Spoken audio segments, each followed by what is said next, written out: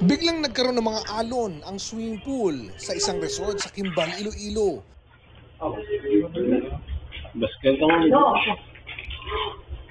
Sa kasagsagan niya ng magnitude 6.9 na lindol sa Cebu.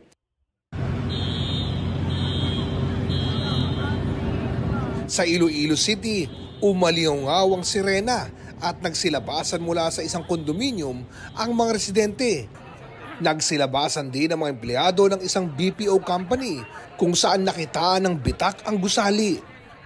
Pati na ang ilang taga-Haro District, naramdaman din ang lindol sa ibang lugar sa Western Visayas. Sa New Washington, Aklan, kita ang paggalaw ng ilang gamit sa loob ng bahay. Pagsapit ng umaga, nakitaan ng bitak ang Iloilo Provincial Capital. Sa Negros Oriental, biglang inakay ng babae ang batang yan nang maramdaman ng pagyanig. Agad na nagtakbuhan palabas ng bahay ang mag-anak. May mga nabali at tumagilid na poste sa Dumaguete City.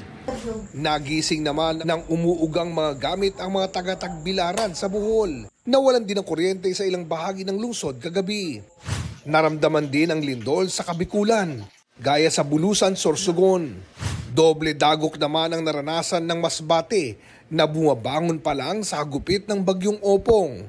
Bumisita roon ang Pangulo at sinigurong handa ang gobyernong tumugon sa mga nilindol sa buong bansa.